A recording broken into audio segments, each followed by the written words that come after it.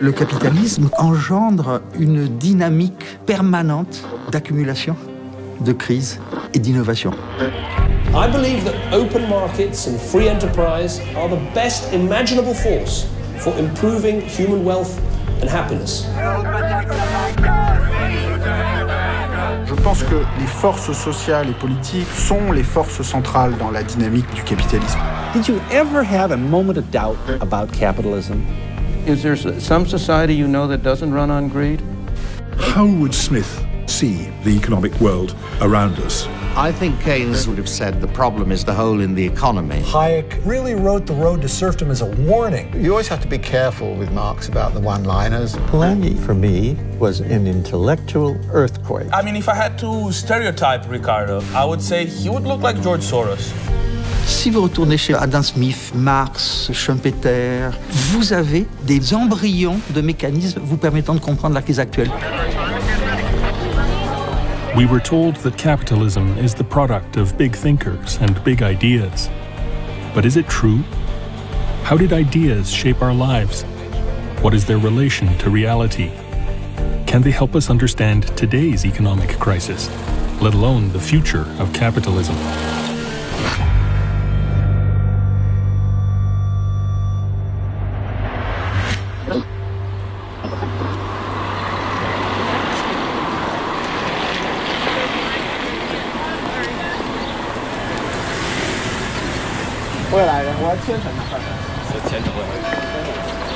Chinese students visit the grave of Adam Smith, the 18th century Scottish philosopher.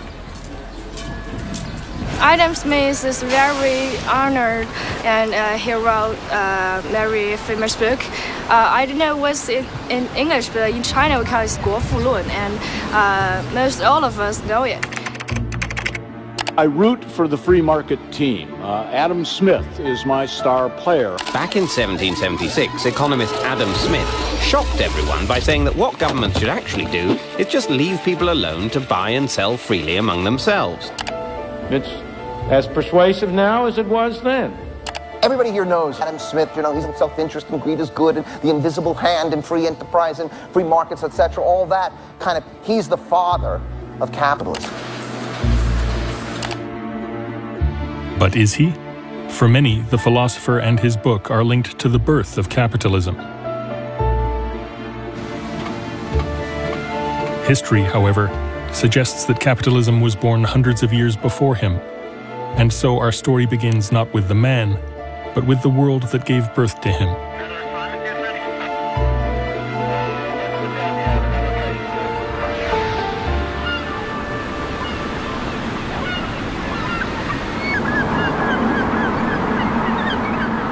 Now, Smith himself was brought up in an interesting port on the east coast of Scotland.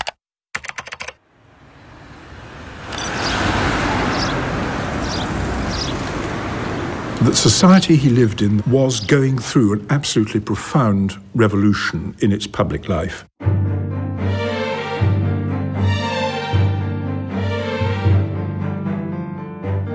The Glorious Revolution in Britain had brought about a religious revolution in Scotland. And then a few years later, Scotland is united to England by an Act of Union, the Act of Union of 1707, which is still in force. And that again brings about a political revolution.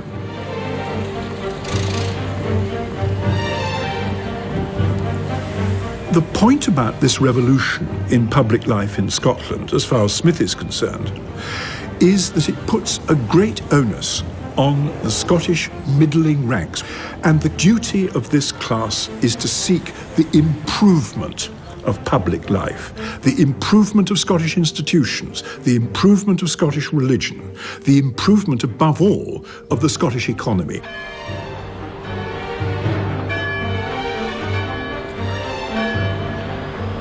When Smith moved from Kirkcaldy to this house in 1778, he moved with his mother, who was, by that stage, a very frail old lady. When Smith lived in Kirkcaldy, he was used to being able to look out onto vast expanses of beach, of sea. Here, He's overlooking gardens, overlooking the Canongate Church, which is he and his mother worshipped at. It's interesting because from one of these windows, Smith was able to look out over the monument to his old and very best friend and partner, David Hume.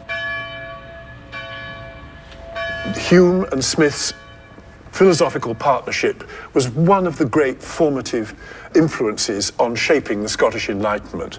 Hume and Smith, two men who were as like as peas in a pod intellectually, both had the ambition to try and develop a philosophy, a science even, that would explain the principles of human behavior, explain the principles of social organization and historical change without any reference whatsoever to religion. In the beginning, there was empty space. And in this empty space, there emerged a primordial fireball. Billions of years ago, this fireball exploded.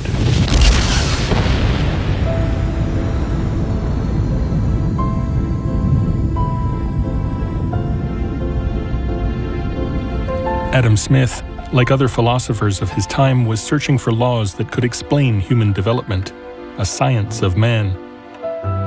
They were looking to nature as a source of social order. Science was a belief system of the time. As God and sort of theological hierarchies begin to sort of break down, one of the things that begins to emerge is an idea that if we can no longer look at the universe as God's creation, we need to start looking at the universe as a creation which has some kind of absolutist logic to it.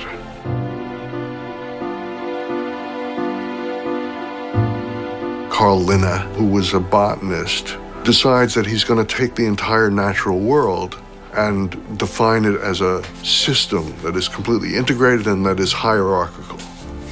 And so he starts working on this project called the Systema Naturae, the system of nature.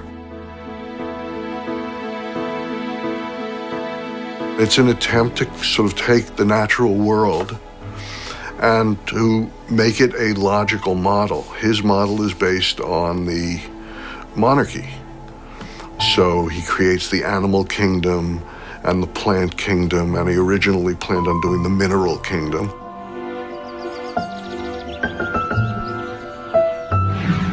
What he's doing is taking the social structure of his time and turning it into a natural hierarchy. In other words, that hierarchy is not something that has been created by the sword, but rather hierarchy and inequality is something that has been created by nature.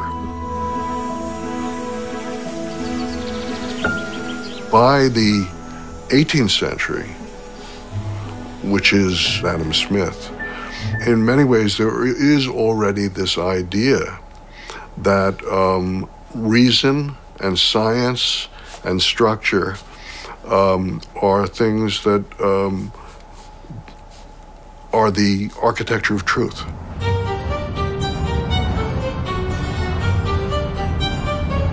In 1763, almost 30 years after the publication of Systema Naturae, Adam Smith arrives in Paris. He's on a quest to find the natural order of the economy, the basis for his wealth of nations. In Paris, he moves instantly to the circle of the physiocrats, the économistes, and to François Quesnay, who is the leader. François Quesnay, c'était un médecin, donc qui n'avait pas, qui était ni philosophe ni économiste, et qui, il faut le dire parce que c'est important, était tout à fait fasciné à son époque par la Chine. Il était très proche des idées de Confucius, d'ordre naturel, de vertu, de société équilibrée, d'économie relativement fixée, figée, avec des producteurs intangibles, etc.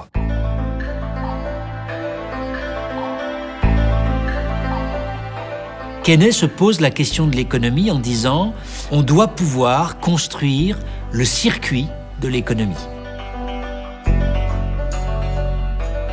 C'est-à-dire établir qui produit pour vendre à qui, qu'est-ce qu'elle produit et pour qui, donc voir tous les flux d'échange de produits comme d'argent entre les acteurs. Classical economics was founded by two doctors. William Petty, a surgeon in Ireland, and François Quesnay in France, founded physiocracy. And their concept of circular flow between producers and consumers was inspired by their view of the bloodstream. They said, just as in the human body there's a circular flow of blood to the organs, so the economy is very much like a human body, and it circulates blood from the producers to the consumers.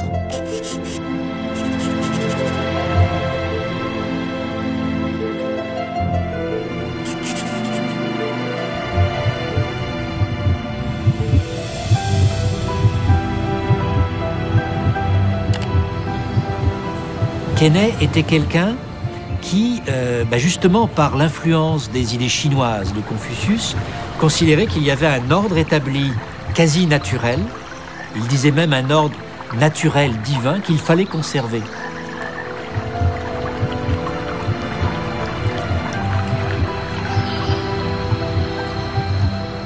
Donc en ce sens-là, c'est peut-être normal que Smith et d'autres après reprennent cette idée-là ou mentionnent les idées des physiocrates comme étant importantes pour eux, puisque c'était la première fois peut-être qu'on établissait cet ordre naturel et qu'on donnait les mesures pour le maintenir.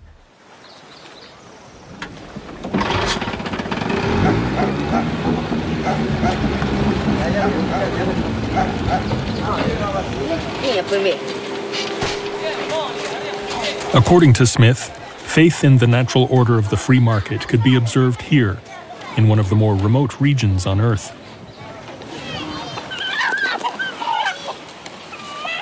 What we can see in Smith's work is an exercise in putting together an absolutely enormous science of man.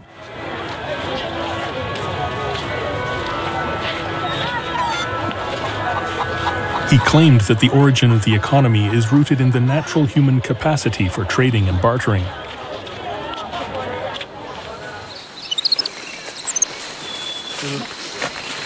In evidence, he offered the savage tribes, as he called them, of the Americas.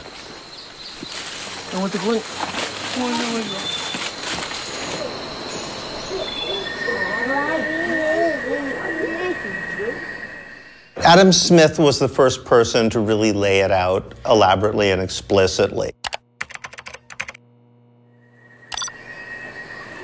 Once upon a time, when there was no money, people would have to swap things directly. You know, I would say, tell you what, I'll give you 20 chickens for that cow. All right, maybe 25 chickens.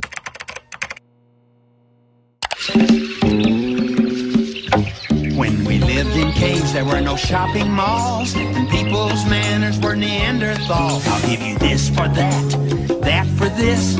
We'll make a trade called barter. I'll give you this for that, that for this.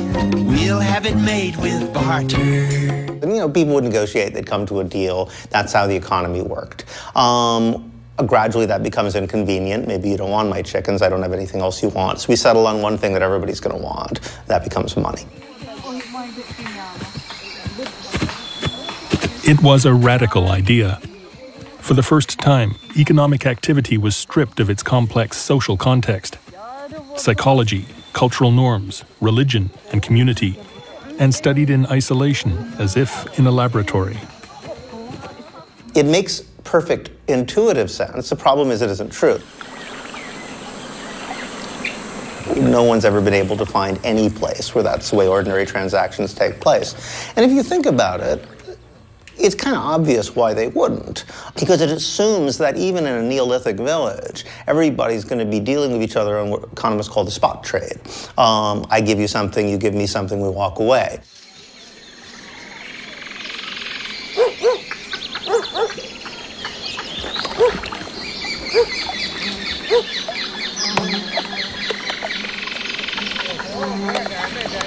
Adam Smith's idea of barter and trade could have easily been demonstrated by the way these hunters in this isolated community barter and trade their hunt. Yes. The problem, however, is that they don't, and they never have. Y ahora, ¿cómo es la repartición de la carne? ¿Solo el que ha cazado lleva la carne a su casa? Sí, el que ha cazado no la lleva. Pero antiguamente no era así. Antiguamente le cocinábamos así con todo cerdo, sacar su tripa así enterito, una olla grande. Y ahí se le cocinaba a ese animal. Y invitamos a toda la comunidad, a toda la población, ¿no? Y comíamos todos juntos iguales ahí. Anthropologists call this system of communal sharing reciprocity. For the Maihunas, as for most indigenous tribes, it is a thing of the past. Today, no one in the village will eat these majas. They will be taken to market, a few hours' boat ride away, and sold. La reciprocidad es un sistema que funciona dentro del grupo, dentro de la familia. Y hablar de familia, estamos hablando siempre de familia extensa, a veces puede ser muy numerosa, ¿no? Yo cazo, yo tengo obligaciones de entregar parte de ese animal a tales y cuales personas porque son las que constituyen mi grupo de relación, y cuando ellos cacen, cuando ellos capturen un animal, van a hacer lo mismo. Si yo pesco, exactamente igual. Que esto no es lo que se llama trueque, porque el trueque es toma esto y dame esto. No es así. Esto es yo te doy y tú, cuando tengas, tú me das.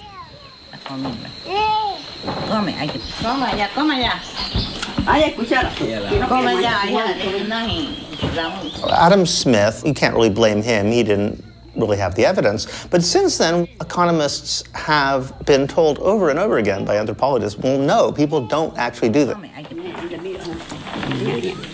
So we've been looking for a society like that for 200 years. They don't exist. Yet they still feel obliged to tell the same story. So clearly this story is doing something for them, which has nothing to do with history or empirical reality.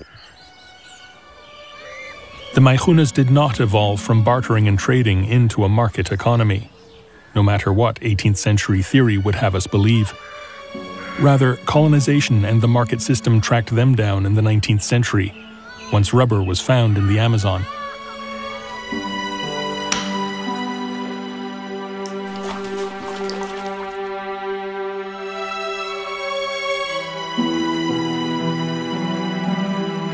Many Maihunas and other tribespeople were enslaved and murdered during the rubber boom that followed. Only a few fading photographs remain, and the collective tribal memory of their transformation into day laborers.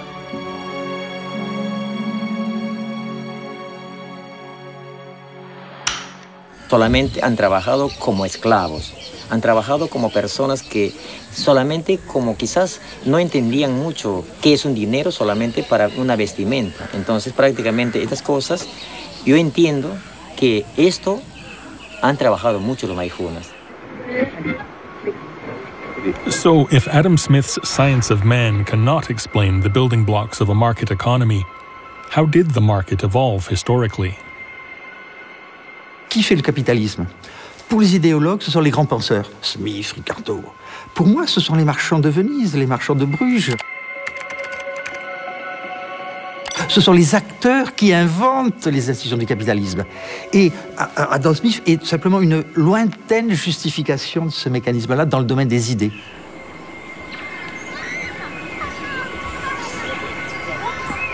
So capitalism was not the product of ideas, but of historical processes that transformed the Maihunas, and indeed all of us, into Homo economicus. These sweeping historical changes were unleashed by a single key event.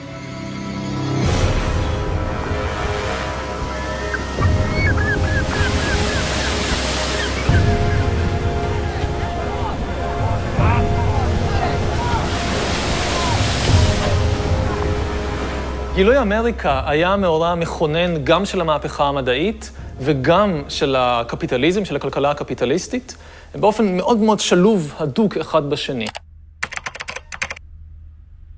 למה הוא מאורע מכונן מבחינה מדעית? כי התפיסה המסורתית של ידע הייתה שרוב הידע, כל הידע החשוב, ההכרחי, כבר נמצא ברשותנו. הוא כבר התגלה לידי הקדמונים, הוא כבר קיים בספרי קודש, בתנ"ך, בברית החדשה וכן הלאה, ומה שבעיקר צריך לעשות זה ללמוד את הידע הזה ולחיות לפיו.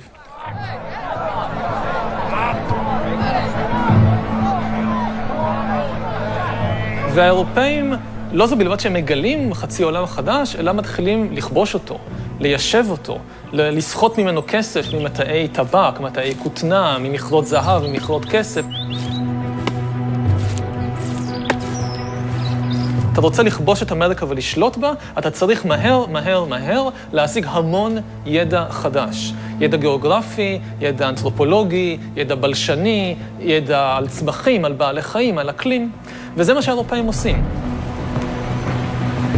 So the discovery of the Americas was a formative event for the scientific revolution. But what was its connection to the evolution of capitalism?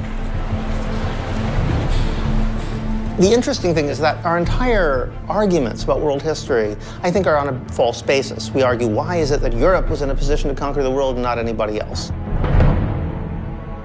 Well, maybe that isn't the right question. I mean, it's very clear that in many periods of time, China, for example, could have easily done what the conquistadors did.15世纪初，是吧？郑和下西洋，从1405年开始，郑和第一次下西洋。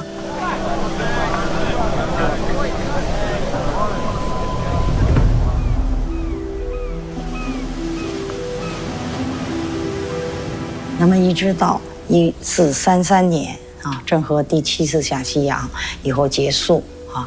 那么在这个以后啊，那么差不多80年。80多年以后啊，西方才开始东来。但是从这个规模上来看啊，从这个人员的配备以及这个船只的这个技术啊，造船的技术以及航海的技术来看，那么在这80多年前啊，这个郑和下西洋的时候，那么中国应该说是在这个站在这个世界的这个航海的前列的。But it just never occurred to them to depopulate entire continents to be able to accumulate, masses of gold and silver. It would have seemed completely psychotic to most people on Earth. So it's not that everybody wants to rule the world. The question is, why did Europe actually end up doing it? I think the answer lies in this peculiar relationship between lenders and entrepreneurs, as I call them. And if you think of the conquistadors as the archetypal entrepreneur who always wants more and more, who's always creating something out of nothing and in order to make more and more money. So while Chinese voyages of discovery were decreed by an emperor, Western discoveries began as private initiatives, unleashing a completely different process. מה שגילוי אמריקה מאותת למשקיעים, לבנקאים, למלכים, לסוחרים, זה שיש פה באמת הזדמנות אדירה על ידי השקעות ביוזמות חדשות לקבל תשואה גדולה לאין שיעור ממה שהשקעתי מלכתחילה. אנשים מוכנים לתת סכומים הרבה יותר גדולים של כסף, הרבה יותר בקלות, כי יש את הדוגמה של קולומבוס, הנה זה עבד שם. ומשם זה מתחיל, כלומר יש פה איזשהו מין מעגל קסמים כזה. והיזמים, עכשיו יש יותר אשראי ליזמים, אז כמובן שחלקם כושלים, לא כל הדברים מצליחים, כמו שרוב הסטארט-אפים היום לא מצליחים. אבל מספיק שאחד לכמה סטארט-אפים גיאוגרפיים כאלה באמת מצליח, ואתה מקים לעצמך מושבה בפיליפינים או במקסיקו.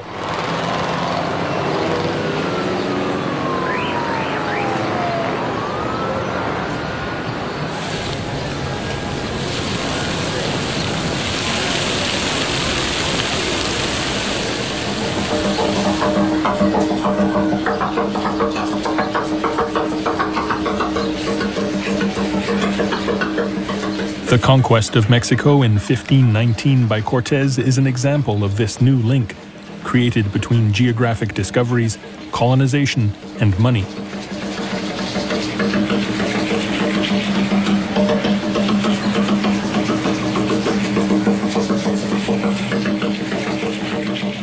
The fascinating thing I discovered when I started looking at the actual histories of the conquistadors is every single one of them was in debt.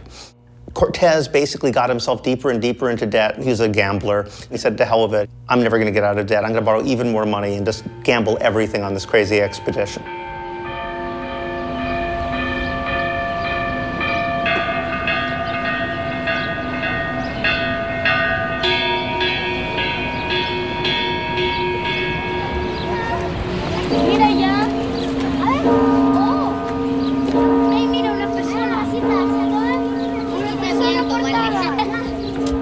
Estamos ahora frente al templo, el templo más importante de este lugar.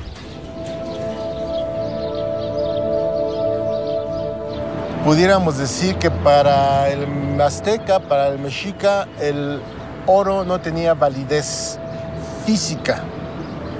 Para el español sí la tenía, era un metal muy importante por los diversos usos que le podía dar, desde económico hasta material, llamémosle científico, con muchos usos. Me voy a retractar un poco, voy a contradecir. Para el mexica el valor del oro supera el valor material.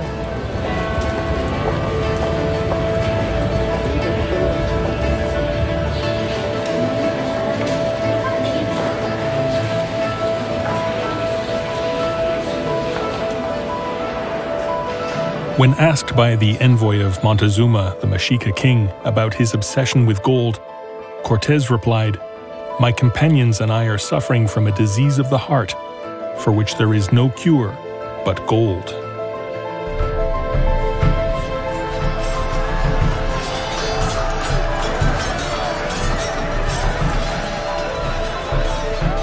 As soon as he actually conquered Tenochtitlan, which took a very long time, when he divided up the spoils, he'd arranged things in such a way that none of his soldiers actually got any of the money. They ended up in debt because he charged them for the cost of medical care, he charged them for replacement weapons, he charged them for everything.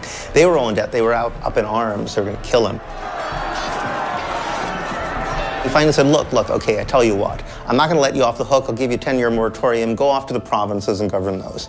And so they became these incredibly rapacious governors who just extracted as much money as possible.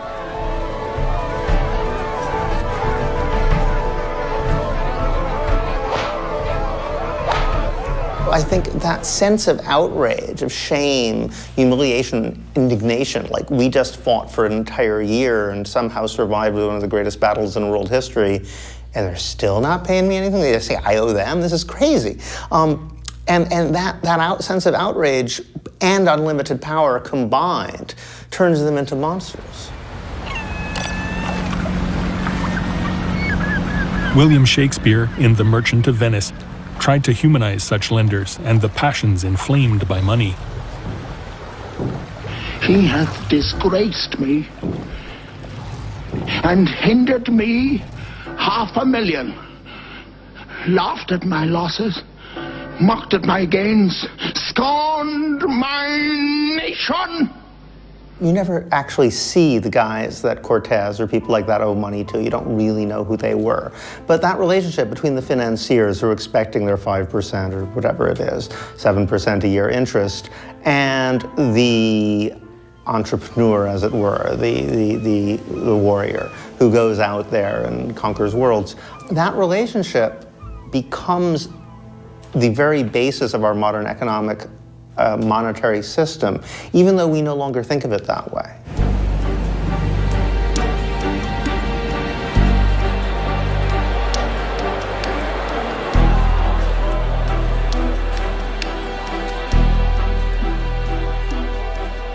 וזה המעגל קסמים של ההשקעות והכיבושים, וזה מעגל הקסמים שמתחיל עם גילוי אמריקה, ומניע את שני מעגלים האלה, גם המעגל של הגילויים המדעיים, וגם המעגל של הכלכלה הקפיטליסטית, של באמת אשראי, השקעות, רווחים, עוד אשראי, עוד השקעות, עוד רווחים.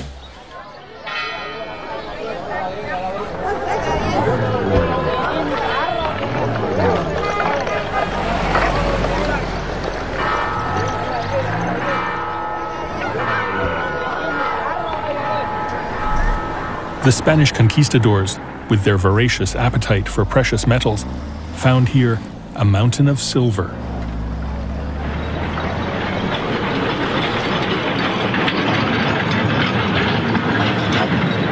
They called it Cerro Rico, the rich mountain.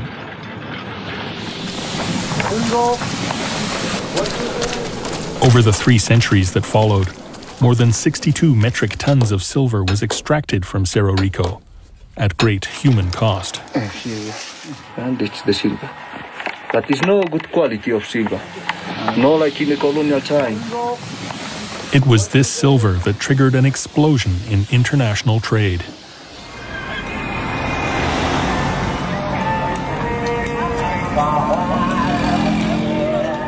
In China, the Latin American silver fueled a dramatic expansion of the commercial market.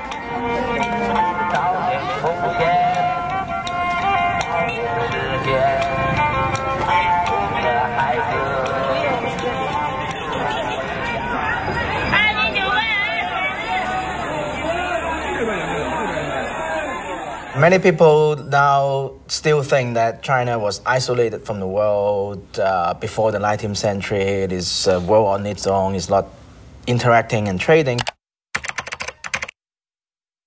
In fact, now it is very clear that the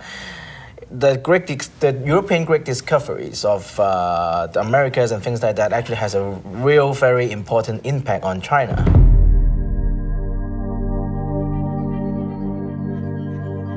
Before the 16th century, the Chinese economy was based on paper currency. That is, the government prints some paper for people to use in transactions. And it is very unstable because the value of the currency is not based on any precious metal.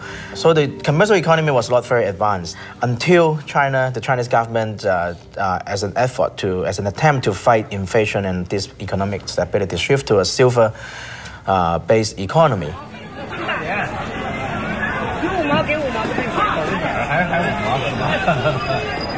China at that time then found a very reliable, stable and large source of silver. So the whole economy was silverized, meaning that silver became the standard currency for commercial transactions. So it laid the foundation for rapid commercial expansion.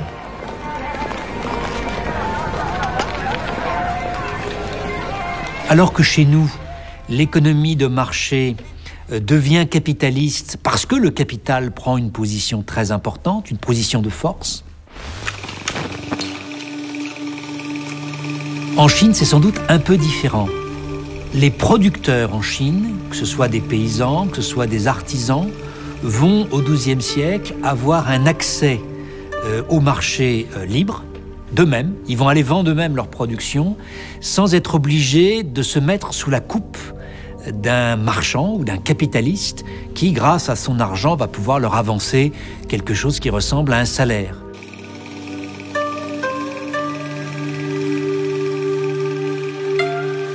The market that evolved, made of small producers who interacted freely without the need of an entrepreneur or capitalist, attracted the attention of European travelers and missionaries.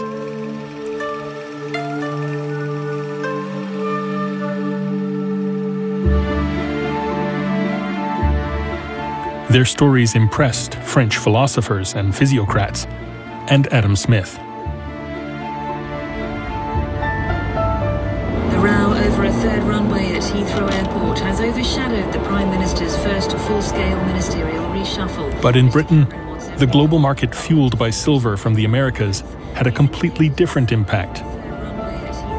While in China it encouraged small producers, here it destroyed them.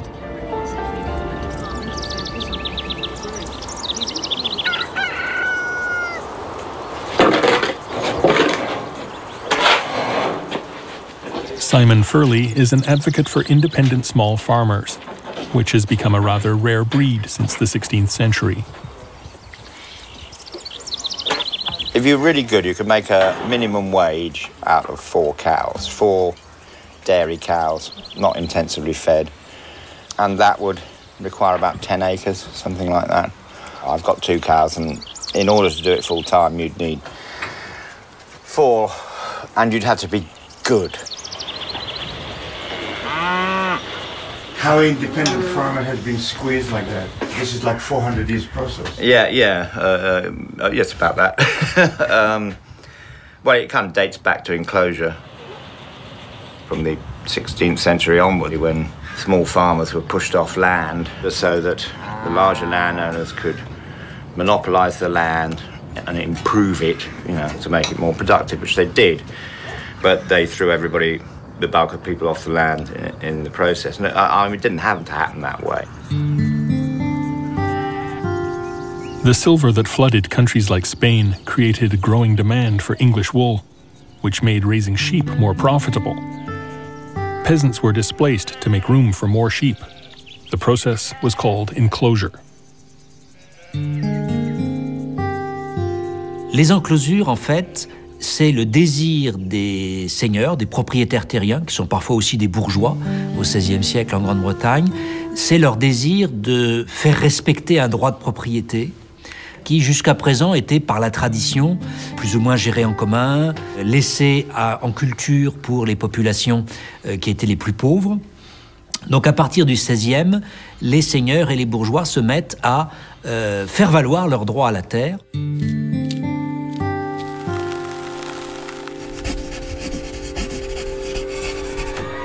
It was coercive. I wouldn't say it was massively violent. There was just a lot of rioting and a lot of resistance, and a lot of poverty, and people shoved into urban situations which had a very high death rate.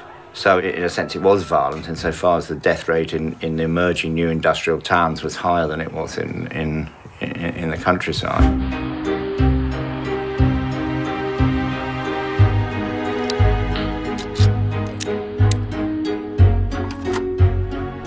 They throw down houses, wrote Thomas More. They pluck down towns and leave nothing standing, but only churches to be made into sheep houses. Les conséquences en Angleterre sont énormes. Que faire à ce moment-là? La seule solution viable à long terme, c'est d'essayer de trouver un travail comme artisan pour filer ou tisser à domicile. Tout d'un coup, une armée de gens totalement appauvris par les enclosures sont condamnés à vendre leur force de travail de façon à pouvoir survivre, tout simplement survivre. This army of dispossessed, homeless, and jobless peasants have become a potential labor force, helping to create a labor market. How do you create a market? That's very interesting. How do you create a market that's disembodied from society? You can pass all kinds of laws, which happened in England between 1650 and about the early 19th century, that criminalize poverty. You can make it a capital offense for the stealing of a handkerchief. Children can be executed. You can imprison people because they can no longer pay their debts. So the amount of terroristic type of laws that are being passed to criminalize poverty, to increase debt, to create human beings that can be bought and sold, that helps bring about a particular kind of market. Come on, off you go. Come on. Come on. Come on. Come on. The people who were thrown off the land lost their connection with the land. If you have access to land, so you have a certain measure of independence. You are your own boss, and you're not really beholden to anybody. And whereas once you're alienated from the land, you're in a much more insecure situation, and you're less able to contest the forces of the economy.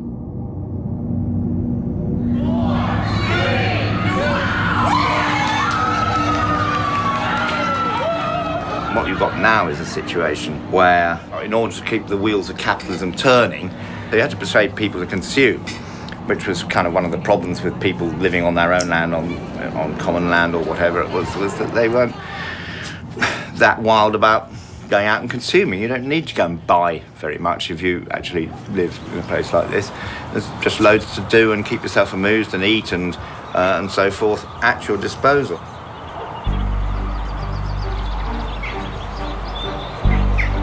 So the trail of silver and gold that began in the New World helped to stimulate a global market that eventually transformed British society.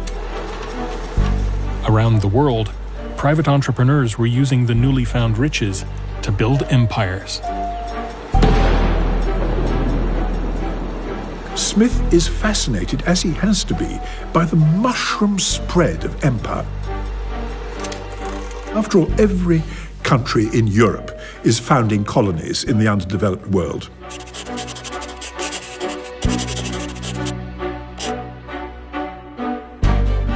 And how are those colonies being developed? They're being developed actually, as we would say, by the private sector. Great trading companies, what are they doing? They're moving, with permission of government, into different parts of the world.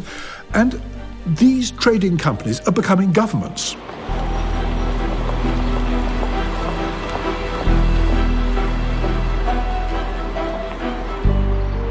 We're standing on the banks of the River Clyde, and in front of you at the moment you can see a tall tower with a blue clock on it. Wealthy merchants, way back in the 18th century, stood on that tower looking down the river to see their ships coming in.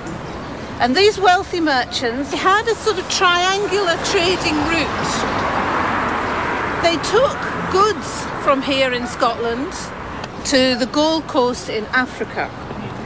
The goods they took from Africa to the West Indies was people.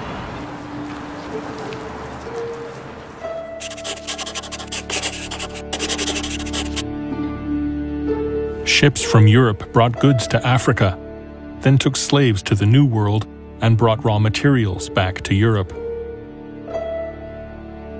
It was called a triangular trade and was mainly a private enterprise, which contributed to the emergence of market economy. The workings of commerce and empire in the 18th century, right the way through Europe, is increasingly dependent on black slavery. Smith knows this very well. He, after all, was a close student of the workings of the Scottish economy of his own day, but he chose to turn a blind eye on slavery.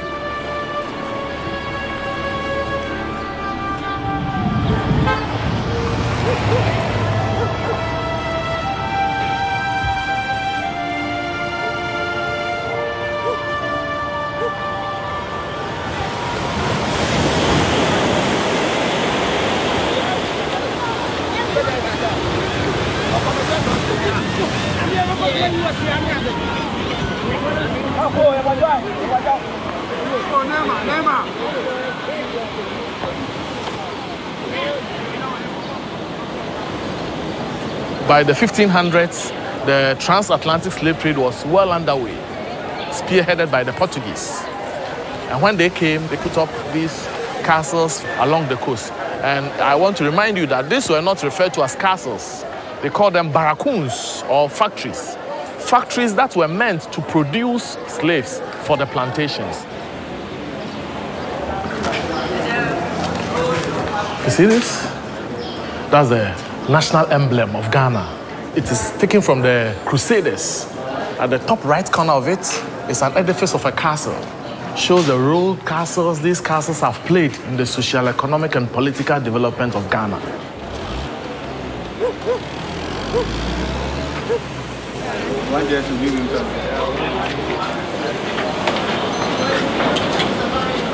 This was the male dungeon.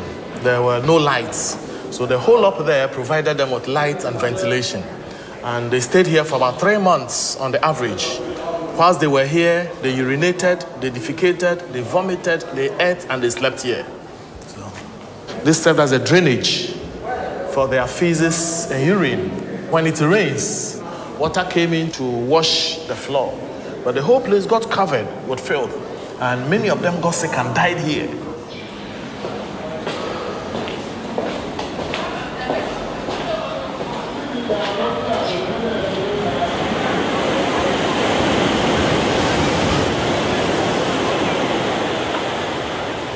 מה שצריך להבין לגבי סחר העבדים, שזה מפעל כלכלי למהדרין, שמאורגן על ידי השוק הקפיטליסטי, זה לא מפעל ממשלתי, זה לא מפעל של מלכים, מי שמארגן אותו ויוזם אותו ומבצע אותו, אלה חברות פרטיות.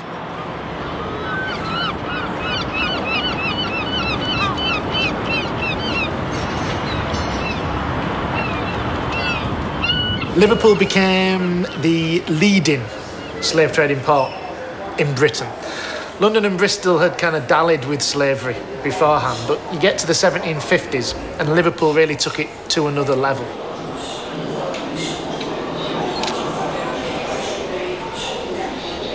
You know, you're not talking about a 50 or 75 year period. These were generations of individuals, of families that made their entire kind of fortunes on the enslavement of individuals.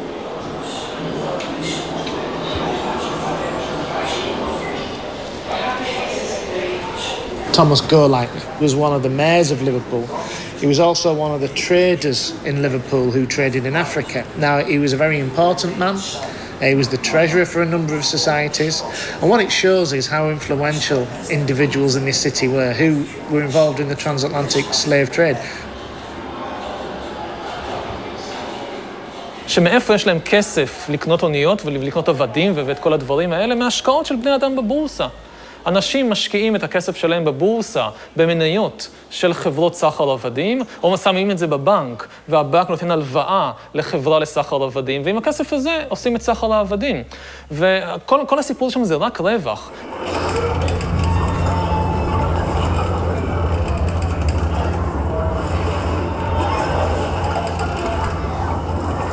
אין שם, זה לא נבע מאיזושהי, נגיד, שנאה גזענית כלפי האפריקאים. לא, הגזענות הזו הייתה הרבה יותר חלשה, הגזענות היא תוצר של העבדות, היא לא משהו שבא לפני העבדות.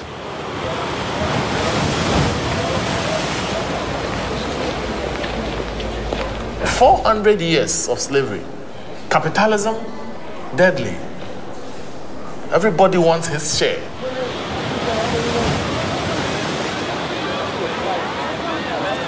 It is often said that Smith was insensitive to social movements and social change of his time. Perhaps the elephant in the Wealth of Nations room, slavery.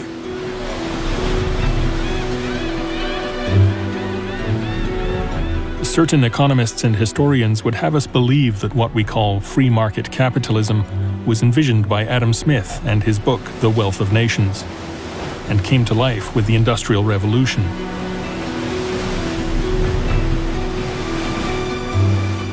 But the origins of our present-day economic system can be found more than 7,000 kilometers across the Atlantic, and 200 years before the publication of Smith's book.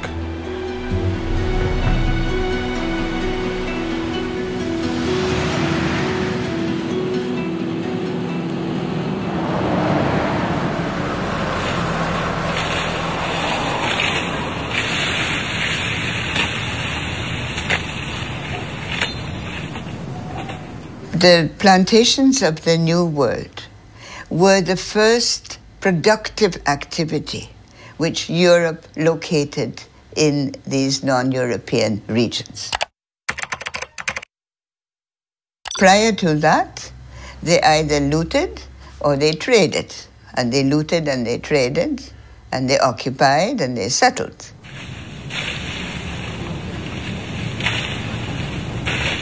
And some of these plantations were very large, far exceeding any factory at the time in Europe.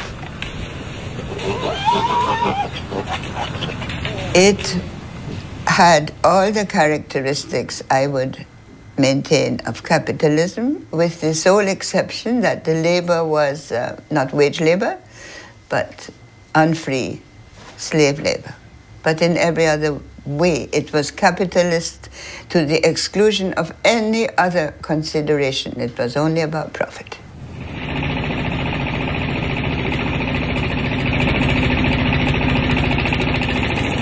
For Smithians in general, they have a hard time relating extra economic coercion like slavery with sort of normal economic transactions. And therefore, things like slavery, they associate it with some kind of barbaric, primitive, pre-developed, underdeveloped society, which cannot possibly be related to a modern, developed economy.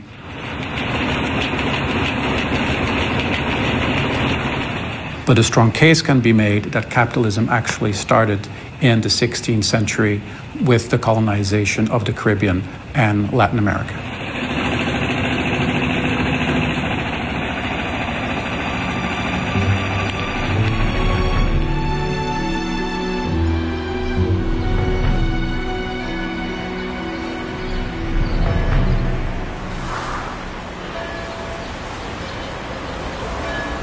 Le capitalisme échappe même à ses créateurs. Vous voyez très bien, il a sa propre dynamique. C'est un fauve très difficilement contrôlable. Et on utilise de façon ad hoc la plupart des arguments théoriques, mais clairement, il échappe même à l'intelligibilité des meilleurs des acteurs.